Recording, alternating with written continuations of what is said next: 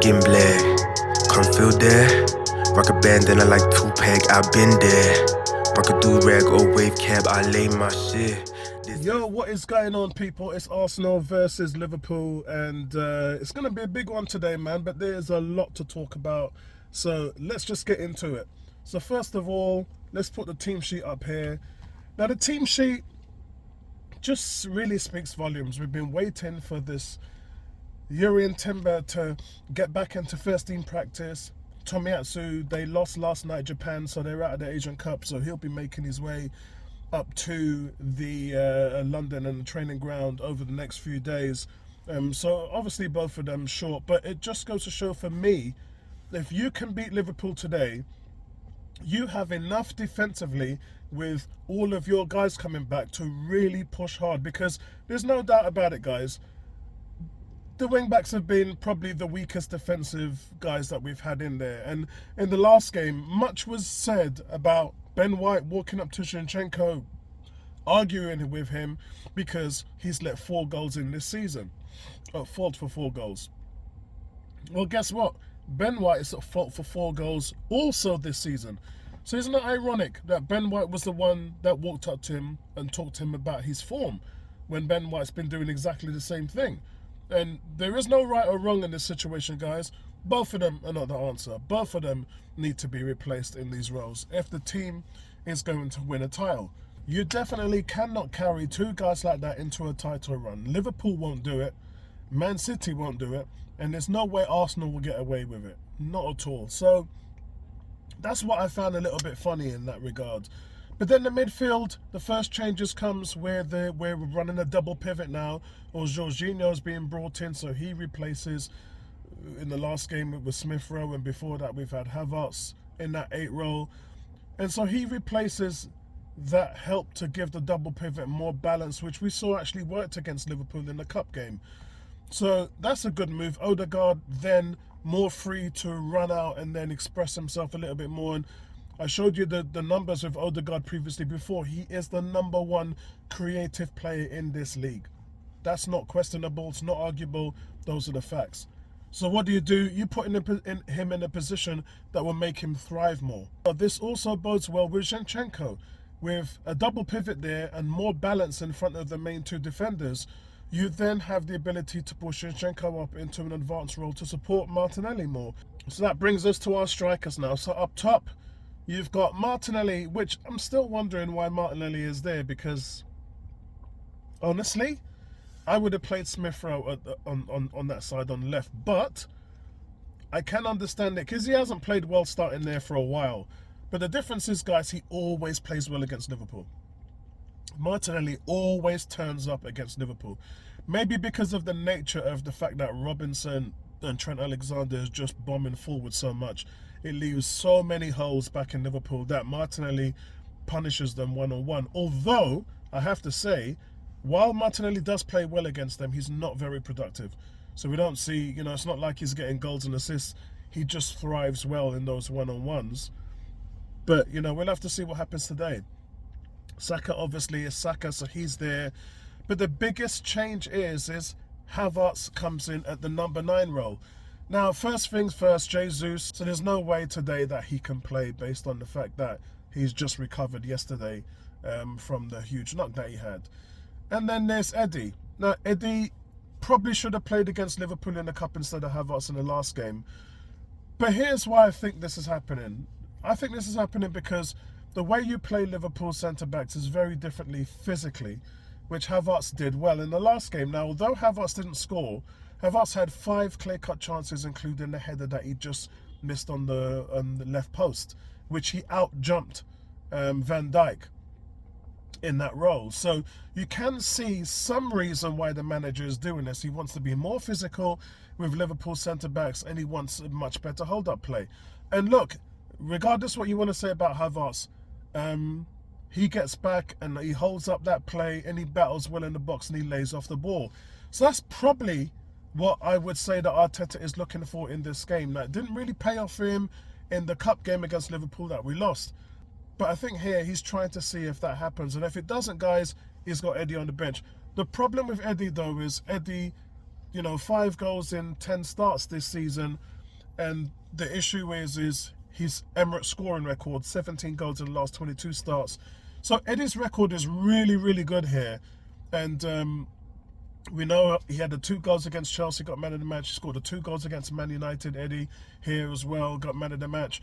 So he turns up against our top rivals and plays well. So if it doesn't work out, questions again will be asked of Arteta in regards to why Eddie hasn't started. But look, hope Havertz plays well today. Hope Jorginho has a great game. Still going for 2-1 Arsenal today.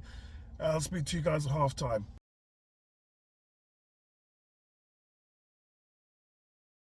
Right, guys, there's a lot to unpack here, man. I was going to come in here and give you guys some great news in regards to the way that we've been playing. I mean, that's about as perfect as first half as Arsenal have put together. And then what happens? Absolute calamity and just a crap mess between the defenders. So the long ball gets played over. Saliba just dilly-dallies on it. He thinks that the goalie's coming for it, and then he messes up. Jota continues his run. Gabriel gets himself into all sorts, and then the ball ends up going in off Gabriel. Look, Raya's definitely not at fault for that, but I have to say Saliba's got to make his decision to what to do with the ball and try to anticipate that those things were going on. I was screaming, concentrate, concentrate, concentrate, when the ball was actually being played over, because it was literally like seconds to go in the first half. And outside of that goal, guys, Arsenal have been absolutely brilliant. The defensive work that they've done before that was just immaculate. The work that David Raya was doing, I mean, Raya, his distribution has just been second to none. Absolutely brilliant. The double pivot in the midfield with Jorginho is just cutting out whatever Klopp is doing. Klopp is losing the midfield battle. Liverpool normally play a gap in the midfield. We play a very tight shape. Liverpool have sort of a multi-shape. They have what you call a dual shape, and that's been disrupted by the way that we play, and they're losing the midfield battle. I thought that half-time Klopp was going to start to change things, maybe put Nunes on to come back, play a little bit deeper, or put 4 men in the midfield, because Arsenal have really got their number in the midfield. And you have to think that the game plan Arteta has just really come to fruition in the way that he's attacked and approached this game. But overall, the work that Havertz has done in the middle and on the top end has been immaculate as well. Yes, he missed the chance, and then he's missed an assist chance as well to cut it back. But Havertz is pressing, he's playing wide left, he's playing back left as well, so he's covering Zinchenko, he's helped facilitating Martinelli, and then he's bombing up top to try and get the anchor roll in, so he's playing a kind of multi-dimensional role. Not to mention, he's giving you those tackles as well. He's a ball winner in the midfield, and Havertz is doing it all today. Just a shame that he didn't finish off the chance, but he's made the run. That's the thing, he's made the run. He stretched the defence, which we know he's good at with his movement. He tries to slot low right, goalkeeper makes a save, and then Saka comes in with the rebound, and Arsenal go 1-0 up. But really, Saka should have had another goal with the header. Brilliant play by Martinelli, and I said this before in the game preview. Martinelli has not been good starting this season. He just hasn't. But against Liverpool, he's always played well, simply because Trent Alexander plays such an advanced role that gives Martinelli the space that he needs to attack defences in the way that he really hasn't had all season long. We know he's been double and triple teamed, but when Trent Alexander's playing in such an advanced role, Martinelli again then gets to play in one-on-one situations, and that's where he's got his time to thrive. And he's been thriving hugely in this game. Now, while he's been doing that before with Liverpool, for me and Martinelli, it's always about end product. It's great that you've got the ball, you're running at defence, you're scaring the living daylights out of Liverpool, but what are you actually doing to facilitate goals and assists? So that's, for me, that's going to be the question in the second half. All this running would account for nothing if you've got nothing on the back end. So let's keep an eye on Martinelli and seeing how that's working out with him. On the other side, a little bit of a mixed bag. Odegaard, Ben White and Saka still haven't figured it out between them on that right-hand side. And quite frankly, as long as the play is spread out towards the left, the middle and the right, then not too much emphasis has to happen with Saka and Ben White on that right-hand side, because really, that's where we've been really struggling for the whole season. Everything is too right-side centric, and we're too one-dimensional and predictable in attack, because it always goes with those overlaps and triangles towards Saka. And over the last few games, that's what we've been cutting out. We've become a much more balanced team as a whole with our front three. So look, guys, we really did deserve that sucker punch at the end, but we've got ourselves to blame. Liverpool have not had a shot on target. We've literally nullified them for the complete first half. So all of that has got to be on our own. We've got to take that on the chin, and we've got to take responsibility for that mistake.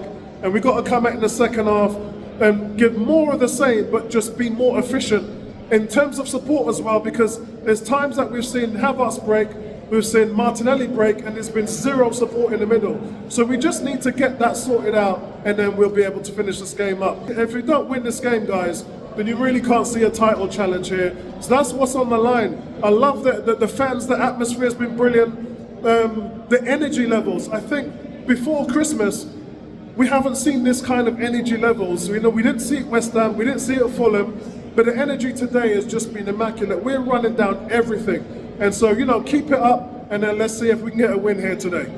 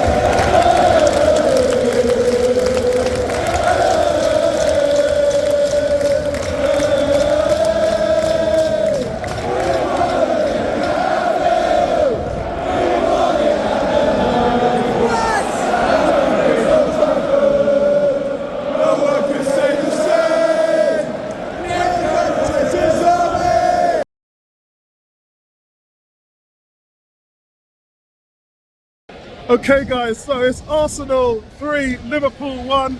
Okay, so my prediction was out by a goal. What an incredible game, guys.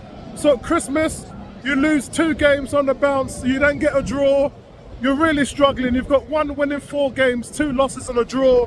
And then you come back from Dubai, you win at Crystal Palace, at Forest, and now you beat Liverpool. You got 3 wins on the bounce. You're 2 points behind Liverpool, and you're in the title race. Let's get it sorted now. Let's get this done. Let's get this title win. I predicted in the summer we would win a title, and we're on our way. Listen, incredible game today. The midfield done it all. The tactics from Arteta.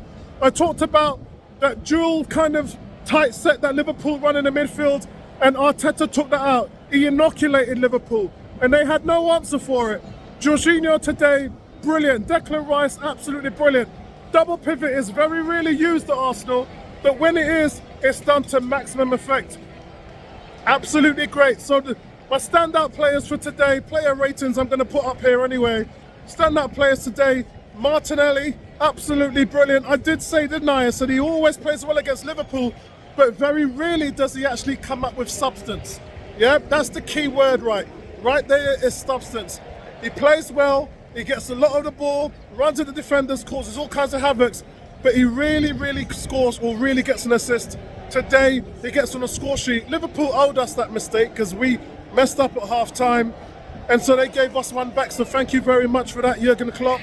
Absolutely brilliant for Martinelli.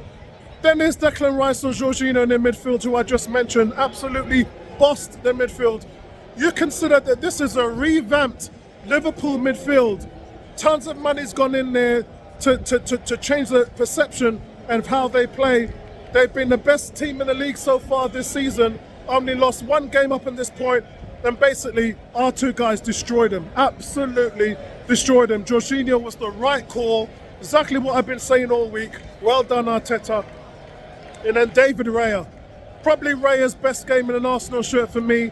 His distribution, you probably would not see distribution like that in Arsenal since the stadium went up. I don't think there's been 1 game where we've seen distribution on that level. Every single ball he hit, whether it was 10 yards, 40 yards, 60 yards, 70, 80 yards, every ball that David Raya hit went to an Arsenal player. He was looking for Kai Havertz again. Thumbs up, big shout. Kai Havertz gets his flowers today. Holding up on the ball, absolutely brilliant. But Listen, impeccable match by David Raya. And as I said, guys, we're on the game now. This is it. We're in the fight. I predicted they'll win the title. And this is what you had to do in order to get on that horse. If you lost today or you drawed, then you were going to be roundabouts in it. But then Liverpool would have ran away with the title. Now, Liverpool are 2 points ahead of you. And they've got all those teams to play. The Uniteds, the Man Cities, the Newcastles, the Uniteds, the Chelseas, the Spurs. And then we're just going to continue to chisel away at this thing. The problem now is Man City. They're the only issue. Man City are the only issues now because they're a game in hand and they're in about the scores, points that we're in, and it's going to be tough to knock them off. And we're going to have to go to the Etihad. But look, I ain't worried about it, man. We've taken 4 points off Liverpool this season. That's a draw away, which I thought was a decent result for us, and I said it all the time. Nobody goes to Anfield and win. The thing is, as Liverpool side are fearful. Since Salah's been out of the team, 6 games now, they've scored 18 goals. So they're averaging 3 goals a game without Mo Salah. That's how good they are. And Arsenal today just took them to the sword. Liverpool have not been beaten like this all season long. Well done, Arsenal, man. Big up, everybody gets their flowers. And the substitutions were perfect. Mikel Arteta, this one's on you, bro. I'm tryna be a black king, yeah. I'm tryna be a black king, yeah. MLK, Jay-Z, MJ. I'm tryna be